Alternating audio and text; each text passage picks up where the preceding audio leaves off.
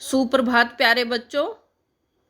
आज फिर एक नए विचार के साथ हम अपनी कक्षा की शुरुआत करेंगे। आप अपना भविष्य नहीं बदल सकते। आप अपना भविष्य नहीं बदल सकते, पर आप अपनी आदतें बदल सकते हैं। और निश्चित रूप से आपकी आदतें जो हैं वो आपका भविष्य बदल देंगी। तो आइए शुरू करते हैं आज की कक्षा। आज हम करेंगे क्षितिज भाग 1 गद्य खंड का पाठ 7 मेरे बचपन के दिन, जो कि एक संस्मरण है। संस्मरण होता है याद करके कुछ लिखना अपने बारे में या किसी दूसरे के बारे में, जो कि महादेवी वर्मा के द्वारा लिखा गया है। पाठ को शुरू करने से पहले हम लेखिका के बारे में और पाठ के बारे में थोड़ा सा जान लेते हैं। महादेवी वर्मा का जन्म सन 1907 में उत्तर प्रदेश के फर्रुखाबाद शहर में हुआ था। उनकी शिक्षा दीक्षा प्रयाग में हुई। प्रयाग महिला विद्यापीठ में प्राचार्य पद पर लंबे समय तक कार्य करते हुए उन्होंने लड़कियों की शिक्षा के लिए काफ़ी प्रयास किए। सन 1987 में उनका देहांत हो गया। महादेवी जी छायावाद के प्रमुख कवियों में से एक थी। निहार, रश्मि, नीरजा, यामा, दीपशिखा उनके प्रमुख काव्य संग्रह हैं। कविता के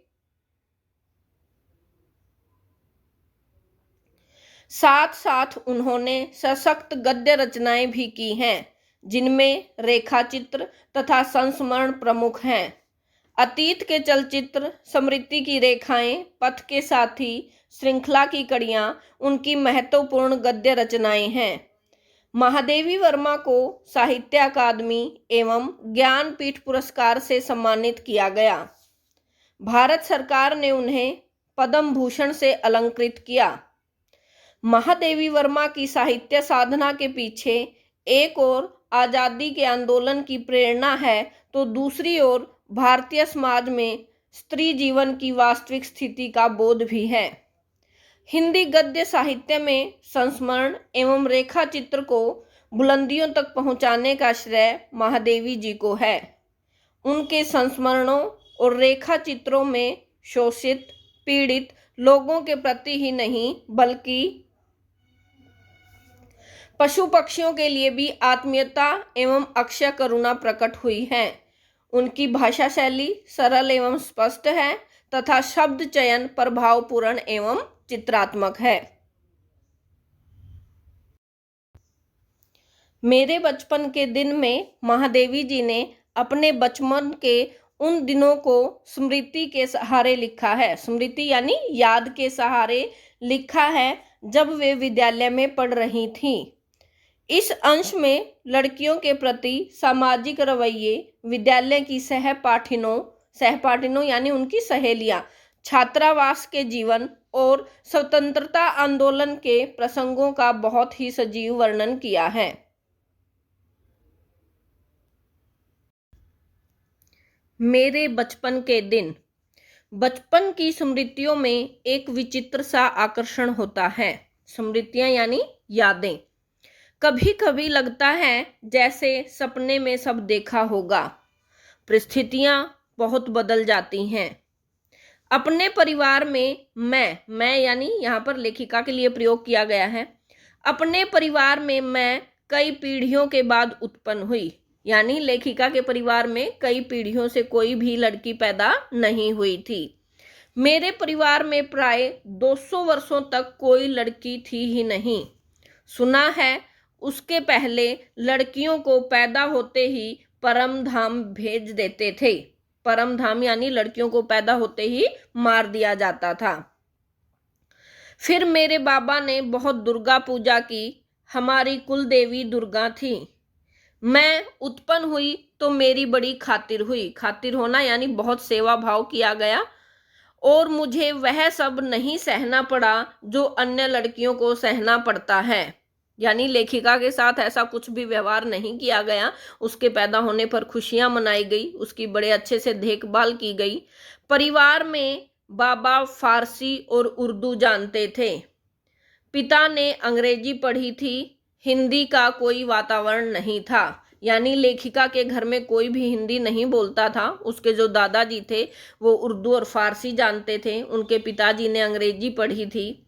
मेरी माता जबलपुर से आई, तब वे अपने साथ हिंदी लाई। यानी जब लेखिका की माता जी आई, यानी लेखिका की माँ हिंदी जानती थी तो उनके साथ ही वो हिंदी लेकर आई। वे पूजा पाठ भी बहुत करती थीं। पहले पहल उन्होंने मुझे पंचतंत्र पढ़ना सिखाया। पंचतंत्र जो है एक शिक्षाप्रद कहानियों की पुस्तक है जो विष्णु शर्मा ने लिखी है। बाबा कहते थे हम इसको विदुषी बनाएंगे। विदुषी यानी बहुत ज्ञानी। मेरे संबंध में उनका विचार बहुत ऊंचा रहा, इसलिए पंचतंत्र भी पढ़ा मैंने और संस्कृत भी पढ़ी। ये अवश्य चाहते थे कि मैं उर्दू फारसी सीख लूं, लेकिन वह मेरे वश में नहीं थी। मैंने जब एक दिन मौलवी साहब को देखा तो बस दूसरे दिन मैं चारपाई के नीचे जा छिपी। यानी लेखिका जो है उनको संस्कृत पढ़ना बिल्कुल भी उर्दू फारसी पढ़ना अच्छा नहीं लगता था, लेकिन जब एक मौलवी साहब उन्हें उर्दू फारसी सिखाने आए तो लेखिका जो है चारपाई के नीचे जाकर छिप जाती हैं। तब पंडित जी आए संस्कृत पढ़ाने।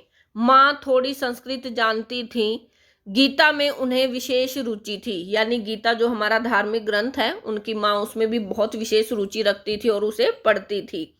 पूजा पाठ के समय मैं भी बैठ जाती थी और संस्कृत सुनती थी। उसके उपरांत उन्होंने मिशन स्कूल में रख दिया मुझको। मिशन स्कूल का वातावरण दूसरा था, प्रार्थना दूसरी थी। मेरा मन वहां नहीं लगा। वहां जाना बंद कर दिया मैंने। जाने में रोने धोने लगी। तब उन्होंने मुझको क्रास्थवेस्ट गर्ल्स कॉलेज में भेजा, जहां मैं 5वें दर्जे में, दर्जे यानी कक्षा में,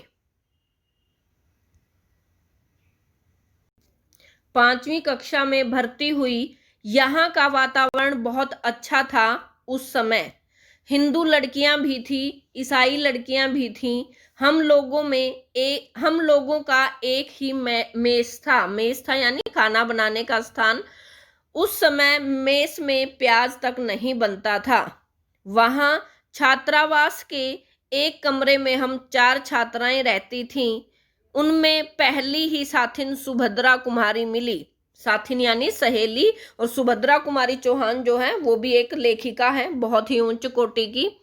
7वें दर्जे में, यानी वो 7वीं कक्षा में पढ़ती थी और लेखिका जो है वो 5वीं कक्षा में थी। वे मुझसे 2 साल सीनियर थी। वे कविता लिखती थी। और मैं भी बचपन से तुक मिलाती आई थी, क्योंकि बचपन में माँ लिखती थी और पद भी गाती थी। मीरा के पद विशेष रूप से गाती थीं। सवेरे जागिए कृपा निधान पंछी बन बोले। यानी लेखिका की जो माता जी हैं वो भी लिखती थी और पद भी गाती थी। सुबह उठते ही वो जागिए कृपा निधान पंछी बन बोले। कृपा निधान यानी ईश्वर, पंछी यानी पक्षी, बन यानी वन, यही सुना जाता था। प्रभाती गाती थी। प्रभाती यानी सुबह के समय गाए जाने वाले गीत। शाम को मीरा का कोई पद गाती थी। सुन सुनकर मैंने भी ब्रिज भाषा में लिखना आरंभ किया। यहाँ आकर देखा कि सुभद्रा कुमारी जी खड़ी बोली में लिखती थी। खड़ी बोली जो है वो हिंदी का ही रूप है। मैं भी वैसा ही लिखने लगी, लेकिन सुभद्रा जी बड़ी थी, प्रतिष्ठित हो चुकी थी। उनसे छिपा छिपा कर लिखती थी मैं। एक दिन उन्होंने कहा, महादेवी तुम कविता लिखती हो? तो मैंने डर के मारे कहा नहीं।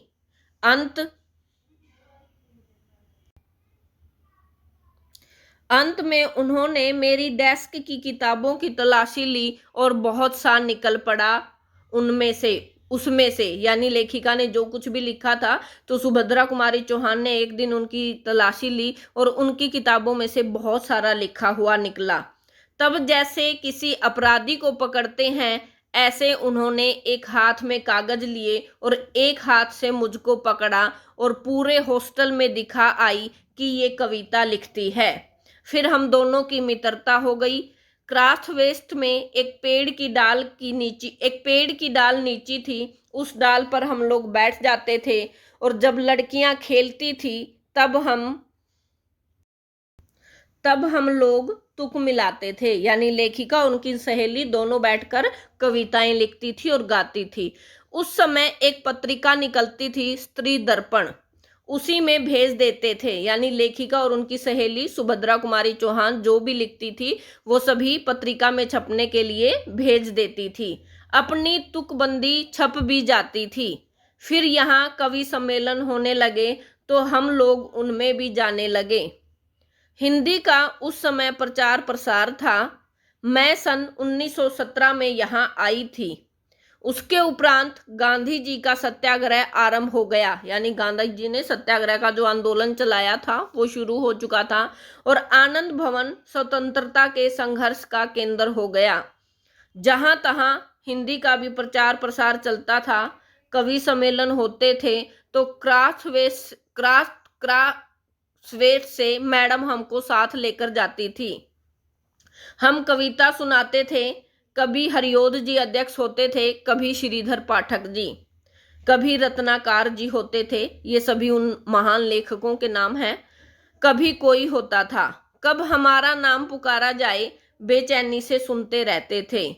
मुझको प्राय प्रथम पुरस्कार ही मिलता था।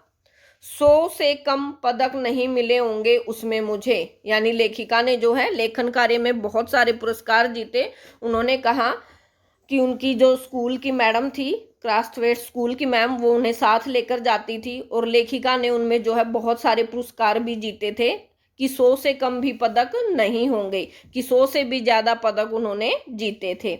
एक बार की घटना याद आती है कि एक कविता पर मुझे चांदी का एक कटोरा मिला, बड़ा नकाशीदार यानी जिस पर कढ़ाई की गई हो, बहुत ही सुंदर। उस दिन सुभद्रा नहीं गई थी, यानी उस दिन जो कंपटीशन था उसमें लेखिका ही गई थी, उनकी सहेली उनके साथ नहीं थी। सुभद्रा प्राय नहीं जाती थी कवि सम्मेलन में। मैंने उनसे आकर कहा, देखो यह मिला है। सुभद्रा ने कहा, ठीक है, अब तुम एक दिन खीर बनाओ और मुझको इस कटोरे में ही खिलाना। उसी बीच आनंद भवन में बापू आए। हम लोग तब अपने जेब खर्च में से हमेशा 1-1, 2-2 आने देश के लिए बचाते थे और जब भी बापूजी वहां आते तो वह पैसे उन्हें दे देते थे। उस दिन जब बापू के पास मैं गई तो अपना कटोरा भी लेती गई। मैंने निकाल कर बापूजी को दिखाया, बापू से मतलब यहाँ गांधी जी से है, दिखाया। मैंने कहा, कविता सुनाने पर मुझको यह कटोरा मिला है। कहने लगे, अच्छा दिखा तो मुझको। मैंने कटोरा उनकी ओर बढ़ा दिया तो उसे हाथ में लेकर बोले, तू देती है इसे, यानी गांधी जी ने वो कटोरा उनसे लेखिका से मांग लिया। अब मैं क्या कहती, मैंने दे दिया और लौट आई। दुख यह हुआ कि कटोरा लेकर कहते कविता क्या है, पर कविता सुनाने को तो उन्होंने नहीं कहा। यानी लेखिका कहती है कि मुझे कटोरे का इतना दुख नहीं था, लेकिन एक बार गांधी जी यह कहते मतलब कविता मेरे से सुन लेते कि कौन सी कविता सुनाई थी जिसके सुनाने पर तुम्हें यह कटोरा मिला, लेकिन उन्होंने ऐसा नहीं कहा। लौटकर अब मैंने सुभद्रा जी से कहा कि कटोरा तो चला गया। सुभद्रा जी ने कहा, और जाओ दिखाने। फिर बोली, देखो भाई, खीर तो तुमको बनानी ही होगी, अब तुम चाहे पीतल की कटोरी में खिलाओ चाहे फूल के कटोरे में। फूल भी एक धातु का नाम है जो चमकदार होती है। फिर भी मुझे मन ही मन प्रसन्नता हो रही थी कि पुरस्कार में मिला अपना कटोरा मैंने बापूजी को दे दिया। सुभद्रा जी छात्रावास छोड़कर चली गई। तब उनकी जगह एक मराठी लड़की जेबुनिसा हमारे कमरे में आकर रही। वह कोल्हापुर से आई थी। जेबुन मेरा बहुत सा काम कर देती थी। वह मेरी डेस्क साफ कर देती थी, किताबें ठीक से रख देती थी और इस तरह मुझे कविता के लिए कुछ और अधिक समय मिल जाता था। जेबुन मराठी शब्दों से मिली जुली हिंदी बोलती थी। मैं भी उससे कुछ कुछ मराठी सीखने लगी थी। वहां एक उस्तानी जी थी, जीनत बेगम।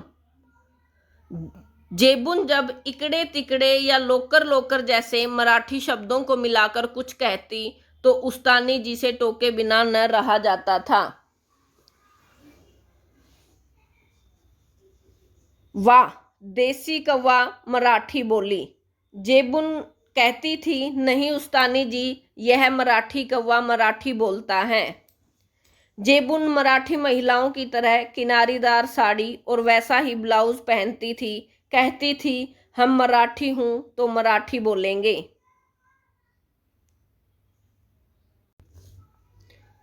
उस समय यह देखा मैंने कि सांप्रदायिकता नहीं थी। सांप्रदायिकता होती है धर्म के आधार पर पक्षपाती होना या आपस में भेदभाव करना।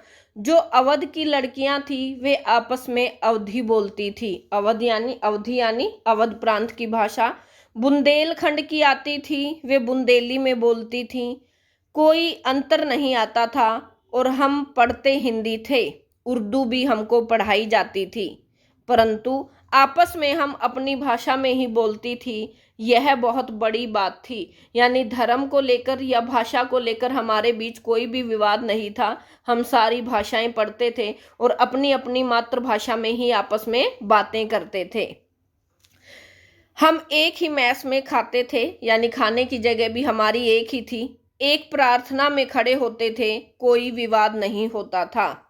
मैं जब विद्यापीठ आई तब मेरे बचपन का वही क्रम चला जो आज तक चलता आ रहा है। कभी कभी बचपन के संस्कार ऐसे होते हैं कि हम बड़े हो जाते हैं और तब तक वे चलते हैं। बचपन का एक और भी संस्कार था कि हम जहाँ रहते थे वहाँ जवारा के नवाब रहते थे। उनकी नवाबी छिन गई थी। वे बेचारे एक बंगले में रहते थे। उसी कंपाउंड में हम लोग भी रहते थे। बेगम साहिबा कहती थी, हमको ताई कहो। यानी जो नवाब वहाँ पर रहते थे उनकी पत्नी लेखिका और उसके भाई बहनों को कहती थी कि तुम मुझे जो है ताई बुलाया करो। हम लोग उनको ताई साहिबा कहते थे। उनके बच्चे हमारी माँ को चच्ची जान कहते थे। हमारे जन्मदिन वहाँ मनाए जाते थे, उनके जन्मदिन हमारे यहाँ मनाए जाते थे। उनका एक लड़का था, उसको राखी बांधने के लिए वे कहती थी, बहनों को राखी बांधनी चाहिए। राखी के दिन सवेरे ही उसको पानी भी नहीं पीने देती थी। कहती थी कि राखी के दिन बहनें राखी न बांध जाएं तब तक भाई को निराहार रहना चाहिए। निराहार यानी बिना खाए पिए। बार बार कहलाती थी, भाई भूखा बैठा है राखी बंधवाने के लिए। फिर हम लोग जाते थे, हमको लहरिये या कुछ मिलते थे। लहरिये यानी दुपट्टे। इसी तरह मुरहम में भी हरे कपड़े उनके बनते थे तो हमारे भी बनते थे। फिर एक हमारा छोटा भाई हुआ वहाँ, तो ताई साहिबा ने पिताजी से कहा, देवर साहब से कहो वो मेरा नेग ठीक करके रखें। नेग का मतलब होता है उपहार में दिए जाने वाली वस्तुएं। मैं शाम को आऊंगी। वे कपड़े वपड़े लेकर आई। हमारी माँ को वो दुल्हन कहती थी। कहने लगी, दुल्हन जिनके ताई चाची नहीं होती वे अपनी माँ के कपड़े पहनते हैं, नहीं तो 6 महीने तक चाची ताई पहनाती हैं। मैं इस बच्चे के लिए कपड़े लाई हूँ, यह बड़ा सुंदर है। मैं अपनी तरफ से इसका नाम मनमोहन रखती हूँ। यानी लेखिका के भाई का नाम भी जो है उनकी ताई जान जो जवारा के नवाब की पत्नी थी उन्होंने रखा और वे उनके लिए बहुत सारे कपड़े भी लेकर आई। वही प्रोफेसर मोहन वर्मा आगे चलकर जम्मू यूनिवर्सिटी के वाइस चांसलर बने। वाइस चांसलर यानी कुलपति। गोरखपुर यूनिवर्सिटी के भी रहे। कहने का तात्पर्य यह है कि मेरे छोटे भाई का नाम वही चला जो ताई साहिबा ने रखा था। उनके यहाँ भी हिंदी चलती थी, उर्दू भी चलती थी। यूं अपने घर में वे अवधी बोलते थे। वातावरण ऐसा था उस समय कि हम लोग बहुत निकट थे। आज की स्थिति देखकर लगता है जैसे वह सपना ही था। आज वह सपना खो गया। शायद वह सपना सत्य भी हो जाता तो आज भारत की कथा कुछ और होती। यानी आज जो हमारे हिंदू मुसलमान के नाम पर जो दंगे फसाद होते हैं, शायद वो ना होते। तो प्यारे बच्चों, मेरे बचपन के दिन पाठ में हमने लेखिका की स्मृतियों के बारे में जाना कि जब वे अपनी सहेली सुभद्रा कुमारी चौहान के साथ विद्यालय में पढ़ा करती थी, लड़कियों के प्रति उस समय के सामाजिक रवैये, विद्यालय में उनकी सहपाठिना, छात्रावास में उनका जीवन, आपसी प्रेम भाव, स्वतंत्रता आंदोलन के प्रति उनका दृष्टिकोण और गांधी जी के साथ अपनी मुलाकात और कवि सम्मेलन की उपलब्धियों के बारे में लेखिका ने यहाँ पर सजीव चित्रण किया है। ये जो पाठ है वो हमारे सिलेबस में नहीं है, लेकिन आप इसे ध्यानपूर्वक पढ़ेंगे और समझेंगे। आज की कक्षा में इतना ही, फिर मिलते हैं। धन्यवाद प्यारे बच्चों, आज की कक्षा में इतना ही। आशा करती हूँ कि जो आपको समझाया गया है अच्छे से समझ में आ गया होगा और यही कार्य आप घर में अच्छे से दोहराएंगे और समझने का प्रयास करेंगे। धन्यवाद।